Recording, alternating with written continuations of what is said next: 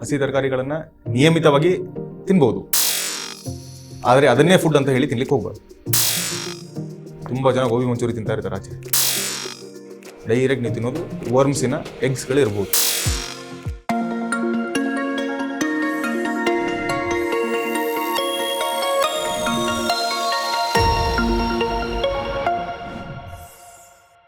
ವೀಕ್ಷಕರೇ, ಇತ್ತೀಚೆಗೆ ಸಾಕಷ್ಟು ಡಯಟ್ಗಳು ಟ್ರೆಂಡ್ ಅಲ್ಲಿವೆ. ಕೆಲವು ಡಯಟ್ಗಳಲ್ಲಿ ಹಸಿ ತರಕಾರಿಗಳನ್ನ ತಿನ್ಬೇಕು ಅಂತಾರೆ, ಇನ್ ಕೆಲವು ಡಯಟ್ಗಳಲ್ಲಿ ಹಸಿ ತರಕಾರಿಗಳನ್ನ ತಿನ್ಬಾರ್ದು, ತರಕಾರಿಗಳನ್ನ ಬೇಯಿಸಿ ತಿನ್ಬೇಕು ಅಂತ ಹೇಳ್ತಾರೆ. ಹಾಗಿದ್ರೆ ಯಾವ್ದು ಸರಿ ಇದ್ರ ಬಗ್ಗೆ ಡಿಸ್ಕಸ್ ಮಾಡೋದಕ್ಕೆ ಇವತ್ತಿನ ಕಾರ್ಯಕ್ರಮದಲ್ಲಿ ನಮ್ಮ ಜೊತೆಗೆ ಖ್ಯಾತ ಆಯುರ್ವೇದ ತಜ್ಞರಾಗಿರುವ ಡಾಕ್ಟರ್ ಶರತ್ ಕುಲಕರ್ಣಿ ಅವರಿದ್ದಾರೆ. ಬನ್ನಿ ಅವರನ್ನ ಕಾರ್ಯಕ್ರಮಕ್ಕೆ ಸ್ವಾಗತ ಮಾಡೋಣ. ಸರ್ ನಮಸ್ಕಾರ. ನಮಸ್ಕಾರ ಸರ್, ಫಸ್ಟ್ ಆಫ್ ಆಲ್, ಹಸಿ ತರಕಾರಿ ತಿನ್ಬೋದಾ ತಿನ್ಬಾರ್ದಾ? ಸೊ ಇದು ಅಗೇನ್ ರಿಲೇಟಿವ್ ಅಂತ ಹೇಳ್ಬೋದು. ನಾವು ಹಸಿ ತರಕಾರಿಗಳನ್ನ ನಿಯಮಿತವಾಗಿ ತಿನ್ಬೋದು. ಎಲ್ಲ ಕ್ಲೀನ್ ಮಾಡ್ಕೊಂಡ್ಬಿಟ್ಟು ನಾವು ಬಿಸಿ ನೀರಿನಲ್ಲಿ ಎಲ್ಲ ಕ್ಲೀನ್ ಮಾಡಿ ಅದಕ್ಕೆ ಏನೇನು ಅಲಂಕಾರಗಳನ್ನೆಲ್ಲ ಮಾಡಿಬಿಟ್ಟು ಸ್ವಲ್ಪದರ ಮಟ್ಟಿಗೆ ತಿನ್ಬೋದು, ಇಲ್ಲ ಅಂತಲ್ಲ. ಆದರೆ ಅದನ್ನೇ ಫುಡ್ ಅಂತ ಹೇಳಿ ತಿನ್ಲಿಕ್ಕೆ ಹೋಗ್ಬಾರ್ದು. ಅಂದ್ರೆ ದಿನಕ್ಕೆ ಎಷ್ಟು ಹಸಿ ತರಕಾರಿಯನ್ನು ತಿನ್ಬೋದು, ಹಾಗೇನೆ ಐಡಿಯಲ್ ಟೈಮ್ ಯಾವುದು ಅಂತ? ಸೊ ಸಲಾಡ್ಸ್ ಅಂತ ಏನು ಹೇಳ್ತೇವೆ, ಇದನ್ನ ಬ್ರೇಕ್ಫಾಸ್ಟ್ ಅಲ್ಲೂ ನಾವು ಇನ್ಕ್ಲೂಡ್ ಮಾಡ್ಕೋಬಹುದು, ಅಥವಾ ಮಧ್ಯಾಹ್ನದ ಊಟದಲ್ಲೂ ಕೂಡ ಇನ್ಕ್ಲೂಡ್ ಮಾಡ್ಕೋಬಹುದು. ಇನ್ನು ಸಂಜೆ ಯಾರು 6 ಗಂಟೆಗೆ 7 ಗಂಟೆ ಅಷ್ಟೊತ್ತಿಗೆ ಡಿನ್ನರ್ ಮುಗಿಸ್ಬಿಡ್ತಾರೆ, ಅದರಲ್ಲೂ ಕೂಡ ಅವ್ರು ಇನ್ಕ್ಲೂಡ್ ಮಾಡ್ಕೋಬಹುದು. ಅದಾದ್ಮೇಲೆ ಮಾಡ್ಲಿಕ್ಕೆ ಆಗಲ್ಲ. ಅಂದ್ರೆ ಆದಷ್ಟು ಅವಾಯ್ಡ್ ಮಾಡಬೇಕು. 9 ಗಂಟೆ 10 ಗಂಟೆ ನಾನು ಬರೀ ತರಕಾರಿನೇ ತಿಂತೇನೆ ಅಂತ 11 ಗಂಟೆ ಊಟ ಮಾಡೋದು ರಾತ್ರಿ, ಹಂಗೆಲ್ಲ ಮಾಡೋಂಗಿಲ್ಲ. ಸೊ ಅದಕ್ಕೂ ಕೂಡ ಅದರದೇ ಆದ ಡೈಜೆಷನ್ ಟೈಮ್ ಇರುತ್ತೆ, ಅದು ಕೂಡ ಪಚನ ಆಗಬೇಕು, ಅದಕ್ಕೂ ಕೂಡ ಮೆಟಬಾಲಿಸಮ್ ಇರುತ್ತೆ. ಸೊ ಟೈಮ್ ನಾವು ಕೊಡಲೇಬೇಕು ಅದಕ್ಕೆ. ಸುಮಾರು 2 ಅಥವಾ 3 ಕಪ್ಪು ಒಂದು ದಿವಸಕ್ಕೆ ನಾವು ಖಂಡಿತವಾಗ್ಲೂ ರಾ ವೆಜಿಟೇಬಲ್ಸ್ಗಳನ್ನ ತಿನ್ಬೋದು. ಸೊ ರಾ ವೆಜಿಟೇಬಲ್ಸ್ಗಳಲ್ಲಿ ಗ್ರೀನ್ ವೆಜಿಟೇಬಲ್ಸ್ ಇರಬಹುದು, ಗ್ರೀನ್ ಲೀಫಿ ವೆಜಿಟೇಬಲ್ಸ್ ಇರಬಹುದು, ಅಥವಾ ಈರುಳ್ಳಿ ಇರಬಹುದು, ಅಥವಾ ಟೊಮೆಟೊ ಇರಬಹುದು, ಅಥವಾ ಸೌತೆಕಾಯಿ ಇರಬಹುದು. ಸೊ ಇದೆಲ್ಲ ಕೂಡ ಇರ್ಬೋದು. ಎಲ್ಲ ಮಿಶ್ರಣ ಆದ್ಮೇಲೆ ಅರೌಂಡ್ 2 ಕಪ್ಪಿನಷ್ಟು ನಾವು ಒಂದು ದಿವಸದಲ್ಲಿ ತಿನ್ಬೋದು. ಸೊ ಒಂದು ಊಟದ ಜೊತೆ ಅಥವಾ ಒಂದು ಮೀಲ್ ಜೊತೆ, ಬ್ರೇಕ್ಫಾಸ್ಟ್ ಆಗಿರ್ಬೋದು, ಲಂಚ್ ಆಗಿರ್ಬೋದು, ಡಿನ್ನರ್ ಆಗಿರ್ಬೋದು, ಒಂದು ಮೀಲ್ ಜೊತೆ 1 ಕಪ್ಪಿನಷ್ಟು ಸಲಾಡ್ ಅನ್ನ ನಾವು ಖಂಡಿತವಾಗ್ಲೂ ಬಳಸ್ಬೋದು. ಅಂದ್ರೆ ಊಟದ ಜೊತೆಗ ಅದಕ್ಕಿಂತ ಮುಂಚೆನ ಆಮೇಲೆ ಹೇಗೆ? ಇದು ಊಟದ ಜೊತೆಗೆ ಮಾಡಿದ್ರೆ ಒಳ್ಳೇದು. ಸೊ ಮಿಡ್ಲಲ್ಲಿ ಅಂದ್ರೆ ಅದನ್ನು ಊಟ ಅಂತಾನೆ ನಾವು ಕನ್ಸಿಡರ್ ಮಾಡಿ ತಿಂದ್ರೆ ಒಳ್ಳೇದು. ಇಲ್ಲ ಅಂತ ಹೇಳಿದ್ರೆ ಊಟ ಆದ್ಮೇಲೂ ಕೂಡ ಕನ್ಸಿಡರ್ ಮಾಡಬಹುದು, ಸ್ವಲ್ಪ ತಿನ್ಬೋದು ಅದನ್ನ. ಅಂದ್ರೆ ಜಸ್ಟ್ ಅದ್ರ ಜೊತೆನೆ, ಊಟ ಆದ್ಮೇಲೆ ಅದ್ರ ಜೊತೆನೆ ತಿನ್ನುವಂಥದ್ದು. ಬಟ್ ಅದನ್ನ ತಿಂದ್ಬಿಟ್ಟು ಊಟ ಶುರು ಮಾಡೋದು ನಾವು ಯೂಶಲಿ ಅದನ್ನ ಎಂಟರ್ಟೈನ್ ಮಾಡಲ್ಲ. So along with the food, ಅಂದ್ರೆ ಊಟ ಮಾಡ್ತಾನೆ ಅದ್ರ ಜೊತೆನೆ ನೀವು ಮಿಡ್ಲಲ್ಲಿ ಸಲಾಡ್ಸ್ ಗಳನ್ನು ಸೇವನೆ ಮಾಡ್ತಾ ಇರ್ತೀರಾ. ನಾವು ಆಯುರ್ವೇದದಲ್ಲಿ ಹೇಳ್ತೇವೆ ಎಲ್ಲ ರಸವನ್ನು ನಾವು ಸೇವನೆ ಮಾಡ್ತಾ ಇರಬೇಕು ಅಂತ. ಅದು ಉಪ್ಪು ಇರ್ಬೋದು, ಹುಳಿ ಇರ್ಬೋದು, ಖಾರ ಇರ್ಬೋದು, ಕಹಿ ಇರ್ಬೋದು, ಸಿಹಿ ಇರ್ಬೋದು. ಸೊ ಎಲ್ಲಾ ರಸಗಳನ್ನು ಯಾರು ಸೇವನೆ ಮಾಡ್ತಾರೆ ಅವರು ಹೆಲ್ದಿ ಇರ್ತಾರೆ ಅಂತ ಆಯುರ್ವೇದದಲ್ಲಿ ಕ್ಲಿಯರ್ ಆಗಿ ಹೇಳಿದ್ದಾರೆ. ಸೊ ನಾವು ಸಲಾಡ್ಸ್ ಅನ್ನ ಮಿಡ್ಲಲ್ಲೇ ಬಳಸ್ತಾ ಇದ್ರೆ ಅದು ಒಳ್ಳೇದು. ಇನ್ನು ರಾ ವೆಜಿಟೇಬಲ್ಸ್ ಸೇವನೆ ಜಾಸ್ತಿ ಆದ್ರೆ ಏನಾಗುತ್ತೆ? ನೀವು ಆಗ್ಲೇ ಹೇಳ್ತಾ ಇದ್ರಿ, ತುಂಬಾ ಅದೇ ಡಯಟ್ ಫ್ಯಾಡ್ ಅಂತ ಹೇಳ್ತೀವಿ ನಾವು ಅದನ್ನ. ಅಂದ್ರೆ ಫ್ಯಾಟ್ ಡಯಟ್ಸ್, ಅದನ್ನೇ ನಾವು ತಿನ್ಲಿಕ್ಕೆ ಶುರು ಮಾಡಿರ್ತೇವೆ. ವೇಟ್ ಲಾಸ್ ಆಗ್ಬೇಕು, ಬರೀ ನಾನು ವೆಜಿಟೇಬಲ್ಸೇ ತಿಂತೇನೆ ಅಂತ ಹೇಳ್ಬಿಟ್ಟು ಸಡನ್ ಆಗಿ ಮಾಮೂಲಿ ಅವರು ಅನ್ನ ತಿಂತಾ ಇರ್ತಾರೆ, ಚಪಾತಿ ತಿಂತಾ ಇರ್ತಾರೆ, ಅದನ್ನ ಬಿಟ್ಟು ರಾಗಿ ತಿಂತಾ ಇರ್ತಾರೆ, ಜೋಳ ತಿಂತಾ ಇರ್ತಾರೆ. ಸೀದಾ ಬರೀ ಅವರು ರಾ ವೆಜಿಟೇಬಲ್ಸ್ ತಿನ್ಲಿಕ್ಕೆ ಹೋಗ್ಬಿಡ್ತಾರೆ.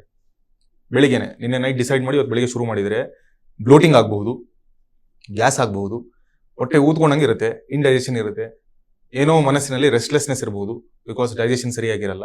ಸೊ ಇದೆಲ್ಲ ಕೂಡ ಆಗ್ಬಹುದು. ಅವರಿಗೆ ಲೂಸ್ ಮೋಷನ್ ಕೂಡ ಆಗ್ಬಹುದು, ಅಥವಾ ಅಂದ್ರೆ ಭೇದಿ ಕೂಡ ಆಗ್ಬಹುದು, ಅಥವಾ ಕಾನ್ಸ್ಟಿಪೇಷನ್ ಮಲಬದ್ಧತೆ ಕೂಡ ಆಗ್ಬಹುದು. ಇದೆಲ್ಲ ಆಗೋ ಸಾಧ್ಯತೆಗಳಿರುತ್ತೆ. ಸೊ ಅತಿಯಾಗಿ ತಿನ್ಲಿಕ್ಕೆ ಹೋಗ್ಬಾರ್ದು ರಾ ವೆಜಿಟೇಬಲ್ಸ್ ಅನ್ನ. ಅದನ್ನ ನೀವು ಬಾಯ್ಲ್ ಮಾಡಿ ತಿಂದ್ರೆ ಏನ್ ತೊಂದರೆ ಇಲ್ಲ. ಲೈಟ್ ಆಗಿ ಅದನ್ನ ಬಾಯ್ಲ್ ಮಾಡಿ ಕ್ಲೀನ್ ಮಾಡ್ತಾನೆ ಅದನ್ನ ಬಾಯ್ಲಿಂಗ್ ಇಟ್ಬಿಟ್ಟು ಲೈಟ್ ಆಗಿ ಬಾಯ್ಲ್ ಮಾಡಿ ತಿಂದ್ರೆ ಒಳ್ಳೇದು, ಏನ್ ತೊಂದರೆ ಇಲ್ಲ ಅದರಲ್ಲಿ. ಬಟ್ ರಾ ವೆಜಿಟೇಬಲ್ ಅನ್ನ ತುಂಬಾ ನೀವು ತಿನ್ಲಿಕ್ಕೆ ಹೋದ್ರೆ ಅದು ಹೆವಿ ಆಗ್ಬಿಡುತ್ತೆ ಡೈಜೆಷನ್. ಅವಾಗ ಎಲ್ಲ ಡೈಜೆಸ್ಟಿವ್ ಡಿಸೀಸ್ ಏನಿರುತ್ತೆ ಅದು ಶುರು ಆಗ್ಬಿಡುತ್ತೆ ಆಮೇಲೆ. ಓಕೆ ಸರ್, ಇನ್ನು ಕೆಲವು ವೆಜಿಟೇಬಲ್ಸ್ ನ ನೈಟ್ ಟೈಮ್ ಅಲ್ಲಿ ತಿನ್ಬಾರ್ದು, ರಾತ್ರಿ ಹೊತ್ತಲ್ಲಿ ಅವಾಯ್ಡ್ ಮಾಡ್ಬೇಕು ಅಂತ ಹೇಳಿದ್ರೆ, ಎಕ್ಸಾಂಪಲ್ ಸೌತೆಕಾಯಿ. ಯಾಕೆ, ಯಾವ ಕಾರಣಕ್ಕೆ ಅವಾಯ್ಡ್ ಮಾಡ್ಬೇಕು ಅಂತ? ಇದು ಏನಾಗತ್ತೆ ಅಂತ ಹೇಳಿದ್ರೆ, ಅದರ ಒಂದು ಪ್ರಭಾವ ನಮ್ಮ ದೇಹದ ಮೇಲೆ ಬೈ ಚಾನ್ಸ್ ಅದು ಶೀತವನ್ನ ನಮ್ಮ ದೇಹದಲ್ಲಿ ಉಂಟು ಮಾಡ್ತಾ ಇದೆ ಅಂತ ಹೇಳಿದ್ರೆ, ಅವಾಗ ನೈಟ್ ಟೈಮ್ ಆಲ್ರೆಡಿ ಕೋಲ್ಡ್ ಇರುತ್ತೆ. ಬೇಸಿಕ್ ಎಕ್ಸ್ಪ್ಲನೇಷನ್, ಏನ್ ತುಂಬಾ ಅದರಲ್ಲಿ ದೊಡ್ಡ ಎಕ್ಸ್ಪ್ಲನೇಷನ್ ಇರಲ್ಲ. ನಾವು ಅದನ್ನ ಹಂಗೆ ಕಂಟಿನ್ಯೂಸ್ ಆಗಿ ಸೇವನೆ ಮಾಡ್ತಾ ಹೋಯ್ತು ಅಂತ ಹೇಳಿದ್ರೆ, ಅವಾಗ ಈ ಅಲರ್ಜಿಕ್ ಕೋಲ್ಡ್ ಆಗುವಂಥದ್ದು, ಅಲರ್ಜಿಕ್ ಕಾಫ್ ಆಗುವಂಥದ್ದು, ಅಥವಾ ಅಲರ್ಜಿಕ್ ಸ್ಕಿನ್ ಡಿಸೀಸಸ್ ಆಗುವಂಥದ್ದು, ಹೆಡೇಕ್ ಆಗುವಂಥದ್ದು, ಇದೆಲ್ಲ ಸಾಧ್ಯತೆಗಳಿರುತ್ತೆ. ಸೊ ಅದನ್ನ ನಾವು ಅವಾಯ್ಡ್ ಮಾಡಬೇಕು. ಒಂದು. ಎರಡನೇದು, ನೀರಿನ ಅಂಶ ತುಂಬಾ ಹೆಚ್ಚಿರೋದ್ರಿಂದ ನಾವು ರಾತ್ರಿ ನೀರಿನ ಸೇವನೆಗೆ ಉತ್ತಮವಾದ ಸಮಯ ಏನಂತ ಹೇಳಿದ್ರೆ ರಾತ್ರಿ ಅಂತ್ಯದಲ್ಲಿ ಅಂತ ಹೇಳಿದ್ರೆ ಆಯುರ್ವೇದದಲ್ಲಿ. ರಾತ್ರಿ ಅಂತ್ಯದಲ್ಲಿ ಅಂತ ಹೇಳಿದ್ರೆ ಬೆಳಗಿನ ಜಾವ. ಅದು ನಾವೊಂದು ವಿಡಿಯೋದಲ್ಲಿ ಮಾತಾಡಿದ್ದೇವೆ, 4:30-5 ಗಂಟೆಗೆ ಎದ್ದೇಳ್ಬೇಕು ಬ್ರಾಹ್ಮಿ ಮುಹೂರ್ತ. ಆ ಎದ್ದ ತಕ್ಷಣ ಏನು ನಾವು ನೀರನ್ನ ಸೇವನೆ ಮಾಡ್ತೇವೆ ಅದು ಉತ್ತಮವಾದ ಸಮಯ ನೀರಿನ ಸೇವನೆಗೆ.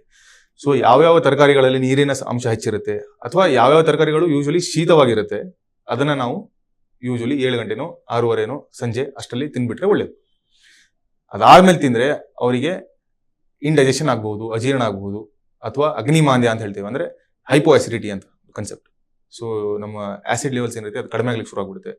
ಅದಾಗಿ ಆಮೇಲೆ ಬ್ಲೋಟಿಂಗು, ಗ್ಯಾಸು ಇದೆಲ್ಲ ಆಗ್ಬೋದು. ಇನ್ನು ಕೆಲವು ವೆಜಿಟೇಬಲ್ಸ್ ಲೈಕ್ ಕ್ಯಾಬೇಜ್ ಇರ್ಬೋದು, ಅದರಲ್ಲಿ ಟೇಪ್ ಒನ್ ಕಂಡು ಬಂದಂತಹ ಉದಾಹರಣೆಗಳಿವೆ. ಇದರಿಂದ ಕೆಲವರು ಡೆತ್ ಆಗಿದೆ ಅಂತಾನು ಹೇಳ್ತಾರೆ. ಸೊ ಈ ರೀತಿ ಯಾವ ವೆಜಿಟೇಬಲ್ಸ್ ನ ಹಸಿಯಾಗಿ ತಿನ್ನೋದು ಅವಾಯ್ಡ್ ಮಾಡಬೇಕು? ಮ್ಯಾಕ್ಸಿಮಮ್ ಎಲ್ಲ ವೆಜಿಟೇಬಲ್ಸ್ ಅನ್ನ ಕ್ಲೀನ್ ಮಾಡಿ ಬಿಸಿನೀರಿನಲ್ಲಿ ತೊಳೆದ್ಬಿಟ್ಟು ಅದನ್ನ ಬಾಯ್ಲ್ ಮಾಡಿ ತಿನ್ನೋದೇ ಒಳ್ಳೇದು. ಮ್ಯಾಕ್ಸಿಮಮ್ ಎಲ್ಲ 95% ಮ್ಯಾಕ್ಸಿಮಮ್. ಬರೀ ಒಂದು ಕ್ಯಾಬೇಜ್ ನಲ್ಲಿ ಅಂತ ಅಷ್ಟೇ ಅಲ್ಲ, ಕಾಲಿಫ್ಲವರ್ ಬರುತ್ತೆ. ತುಂಬಾ ಜನ ಗೋಬಿ ಮಂಚೂರಿ ತಿಂತಾ ಇರ್ತಾರೆ ಆಚೆ. ಸೊ ಗೋಬಿ ಮಂಚೂರಿಯಲ್ಲಿ ನಿಮಗೆ ಅವರು ಆ ಕಾಲಿಫ್ಲವರ್ ಅನ್ನ ಎಲ್ಲಿಂದ ತಗೊಂಡ್ಬಂದಿದ್ದಾರೆ, ಎಷ್ಟು ವಾಶ್ ಮಾಡಿದ್ದಾರೆ ಏನು ಗೊತ್ತಿರಲ್ಲ ನಿಮಗೆ. ಡೈರೆಕ್ಟ್ ನೀವು ತಿನ್ನೋದು ಗೋಬಿ ಮಂಚೂರಿ. ಸಿಂಪಲ್ ನಮ್ಮ ಕೊತ್ತಂಬರಿ ಸೊಪ್ಪಲ್ಲೂ ಕೂಡ ಈ ವರ್ಮ್ಸಿನ ಎಗ್ಸ್ಗಳು ಇರ್ಬೋದು, ಹೇಳಿಕ್ಕಾಗಲ್ಲ. ಸೊ ಅದು ಹೊಟ್ಟೆಯಲ್ಲಿ ಹೋಗ್ಬಿಟ್ಟು ಅದರ ಟಾರ್ಗೆಟ್ ಆರ್ಗನ್ ನರ್ವಸ್ ಸಿಸ್ಟಮ್ ಅಂತ ಹೇಳ್ತೀವಿ, ಅಂದ್ರೆ ಅದು ಬ್ರೈನಿಗೆ ರೀಚ್ ಆಗುತ್ತೆ. ನೀವು ಇತ್ತೀಚೆಗೆ ನೋಡಿರ್ಬೋದು ಒಂದು ನ್ಯೂಸಲ್ಲಿ ಟೇಪ್ ವರ್ಮ್ ತೆಗೆದಿದ್ದಾರೆ ಬ್ರೈನಿಂದ ಅಂತ. ಸೊ ಅದು ಅಲ್ಲಿ ರೀಚ್ ಆಗೋದು ಬ್ರೈನಿಗೆ ಆಮೇಲೆ ಫೈನಲಿ. ಸೊ ಯಾವುದೇ ನಾವು ವೆಜಿಟೇಬಲ್ಸ್ ಅನ್ನ ತಿನ್ನೋಕ್ಕಿಂತ ಮುಂಚೆ ತುಂಬಾ ಅದನ್ನ ಕ್ಲೀನ್ ಮಾಡಿ ಅದಕ್ಕೆ ಬೇಕಿದ್ರೆ ಬಿಸಿ ನೀರಿನಲ್ಲಿ ಅಥವಾ ಕುದಿಯೋ ನೀರಲ್ಲಿ ಅದನ್ನ ಹಾಕ್ಬಿಟ್ಟು ಸ್ವಲ್ಪ ಉಪ್ಪು ಸ್ವಲ್ಪ ಅರಿಶಿಣ ಹಾಕ್ಬಿಟ್ಟು ಚೆನ್ನಾಗಿ ಅದನ್ನ ಬಾಯ್ಲ್ ಮಾಡಿದ್ಮೇಲೆ ಅದು ಆರಿದ ಮೇಲೆನೆ ತಿನ್ನೋದು ಒಳ್ಳೇದು. ಇಲ್ಲ ಅಂದ್ರೆ ಈ ರೀತಿಯ ಸಮಸ್ಯೆಗಳಾಗುವ ಸಾಧ್ಯತೆಗಳು ತುಂಬಾ ಜಾಸ್ತಿ ಇರುತ್ತೆ. ಅದು ಇತ್ತೀಚೆಗೆ. ಪ್ಲಸ್ ಅದಲ್ಲದೇನೆ ನೀವು ರಾ ವೆಜಿಟೇಬಲ್ಸ್ ಅನ್ನ ಆರ್ಗ್ಯಾನಿಕ್ ಇರಲಿ ಇಲ್ಲದೆ ಇರಲಿ ಅದರ ಮೇಲೆ ಸ್ಪ್ರೇ ಮಾಡಿರುವಂತಹ ಪೆಸ್ಟಿಸೈಡ್ಸ್ ಇರಬಹುದು, ಅದನ್ನ ಬೆಳೆಸುವಾಗ ಯೂಸ್ ಮಾಡಿರುವಂತಹ ಪೆಸ್ಟಿಸೈಡ್ಸ್ ಇರಬಹುದು. ಅದರ ಬಗ್ಗೆ ನಾವು ಮತ್ತೆ ಚರ್ಚೆ ಮಾಡೋಣ ಯಾವಾಗಾದ್ರೂ. ಪೆಸ್ಟಿಸೈಡ್ಸ್ ಇರಬಹುದು, ಕೆಮಿಕಲ್ಸ್ ಇರಬಹುದು, ಅದನ್ನೆಲ್ಲ ಕೂಡ ನಾವು ಕ್ಲೀನ್ ಮಾಡ್ದೇನೆ ಅಥವಾ ಬಾಯ್ಲ್ ಮಾಡ್ದೇನೆ ತಿಂದ್ರೆ ಅದು ನಮ್ಮ ದೇಹದಲ್ಲಿ ಹೋಗ್ಬಿಟ್ಟು ತೊಂದರೆಯನ್ನ ಉಂಟು ಮಾಡುವಂತಹ ಸಾಧ್ಯತೆಗಳು ಇರುತ್ತೆ. ಸೊ ಬೇಸಿಕಲಿ ಪಾಯ್ಸನ್ಸ್ ಪೆಸ್ಟಿಸೈಡ್ಸ್ ಅಂದ್ರೆ ಒಂದು ಸ್ಮಾಲ್ ಕ್ರಿಮಿನ ಏನಾದ್ರೂ ಕೊಲ್ಲುತ್ತೆ ಅಂತ ಹೇಳಿದ್ರೆ ನಮ್ಮ ದೇಹವೂ ಆಗಿರೋದು ಚಿಕ್ಕ ಚಿಕ್ಕ ಕ್ರಿಮಿಗಳಿಂದಾನೆ. ಸೊ ಗಟ್ ಬ್ಯಾಕ್ಟೀರಿಯಾಸ್ ಇರಬಹುದು, ಸೆಲ್ಸ್ ಇರಬಹುದು, ಅದೆಲ್ಲ ಕೂಡ ಸ್ಲೋ ಆಗಿ ನಾಶ ಆಗುವ ಸಾಧ್ಯತೆಗಳು ಇರುತ್ತೆ. ಸೊ ಬಾಯ್ಲ್ ಮಾಡೋದು ಒಳ್ಳೇದು. ಸರ್, ಇನ್ನು ವೇಟ್ ಲಾಸ್ ವಿಷಯ ಅಂತ ಬಂದಾಗ ತುಂಬಾ ಜನ ಪ್ರಿಫರ್ ಮಾಡೋದೇ ಈ ಹಸಿ ತರಕಾರಿಗಳನ್ನ. ಸೊ ವೇಟ್ ಲಾಸ್ಗೆ ಹಸಿ ತರಕಾರಿ ಯಾವ ರೀತಿ ಹೆಲ್ಪ್ ಆಗುತ್ತೆ? ವೇಟ್ ಲಾಸ್ಗೆ ಡೆಫಿನೆಟ್ಲಿ ಹೆಲ್ಪ್ ಆಗುತ್ತೆ ಹಸಿ ತರಕಾರಿ. ಎಲ್ಲಿ ನಾವು ಫೈಬರ್ ಕಂಟೆಂಟ್ ಜಾಸ್ತಿ ಮಾಡಿಬಿಟ್ಟು ಮಿಕ್ಕಿದು ಕಾರ್ಬೋಹೈಡ್ರೇಟ್ಸ್ ಅದನ್ನೆಲ್ಲ ಕಡಿಮೆ ಮಾಡಿದ್ರೆ ವೇಟ್ ಲಾಸ್ ಆಗುತ್ತೆ ಅಂತ ಕನ್ಸೆಪ್ಟ್ ಏನಿದೆ, ಆ ಕನ್ಸೆಪ್ಟ್ ಪ್ರಕಾರ ಹೋದ್ರೆ ಖಂಡಿತವಾಗ್ಲೂ ಹಸಿ ತರಕಾರಿ ಆಗಲಿ ಅಥವಾ ಬಾಯ್ಲ್ ಮಾಡಿರೋ ವೆಜಿಟೇಬಲ್ಸ್, ಇನ್ ಜನರಲ್ ವೆಜಿಟೇಬಲ್ಸ್ ಎಲ್ಲ ವೆಜಿಟೇಬಲ್ಸ್ ಫ್ರೂಟ್ಸ್ ಎಲ್ಲ ಹೆಲ್ಪ್ ಮಾಡೇ ಮಾಡುತ್ತೆ ವೇಟ್ ಲಾಸ್ಗೆ. ಅಂತ ಟೈಮಲ್ಲಿ ಅವ್ರು ಏನ್ ಮಾಡ್ಬೋದು ಅಂತ ಹೇಳಿದ್ರೆ ತುಂಬಾ ಜಾಸ್ತಿ ತಿನ್ಲಿಕ್ಕೆ ಹೋಗಬಾರ್ದು. ಒಂದು ಪೋರ್ಷನ್ ಅಂತ ಅದನ್ನ ಮಾಡಿಬಿಟ್ಟು, ನಾನು ಹೇಳಿದೆ ಅವಾಗ ನಿಮಗೆ ಬೆಳಿಗ್ಗೆ ಬ್ರೇಕ್ಫಾಸ್ಟ್ ಏನ್ ತಿಂತಾ ಇರ್ತಾರೆ ಅದರಲ್ಲಿ ಒಂದು 30% ಅವ್ರು ವೆಜಿಟೇಬಲ್ಸ್ ಮಾಡ್ಕೋಬಹುದು. ಅದು ಬಾಯ್ಲ್ಡ್ ಇದ್ರೆ ಒಳ್ಳೇದು. ಬಾಯ್ಲ್ಡ್ ಇರಲಿಲ್ಲ, ರಾ ಇತ್ತು ಅಂತ ಹೇಳಿದ್ರೆ ಒಂದು 15% ರಾ, 15% ಬಾಯ್ಲ್ಡ್. ಇದೇ ರೀತಿ ಮಧ್ಯಾಹ್ನ ಲಂಚಲ್ಲೂ ಕೂಡ ಅವ್ರು ಮಾಡ್ಕೋಬಹುದು. ಇಲ್ಲ ಸರ್ ನನಗೆ ಒಂದು ಫುಡ್ಡೇ ಬೇಡ, ನಾನು ಸಂಜೆ ಊಟನೇ ಮಾಡಲ್ಲ, ಬರೀ ನಾನು ಸಲಾಡ್ಸ್ ತಿನ್ಕೊಂಡು ಇರ್ತೇನೆ ಅಂತ ಹೇಳಿದ್ರೆ ಬೆಳಿಗ್ಗೆ ಮಧ್ಯಾಹ್ನ ಹೇಗೋ ಅವರು ಜೋಳನೋ ಅಥವಾ ಗೋಧಿನೋ ಗ್ರೇನ್ಸ್ ತಿಂದಿರ್ತಾರೆ, ಡ್ರೈ ಫ್ರೂಟ್ಸ್ ತಿಂದಿರ್ತಾರೆ. ಸಂಜೆ ಟೈಮು ಅರೌಂಡ್ 6:30-7 ಗಂಟೆಗೆ ಅವರು ಒಂದು 2 ಬೌಲ್ ಅಷ್ಟು ಸಲಾಡ್ಸ್ ಅನ್ನ ತಿಂದ್ಬಿಟ್ರೆ ಆಯ್ತು. ಹಂಗೆ easy. Okay sir, raw vegetables ಯಾವ ರೀತಿ ಸೇವನೆ ಮಾಡಬೇಕು ಅನ್ನೋದನ್ನ ತಿಳಿಸಿಕೊಟ್ರಿ, ಧನ್ಯವಾದ. ಇದಾಗಿತ್ತು ಈ ಹೊತ್ತಿನ ವಿಶೇಷ.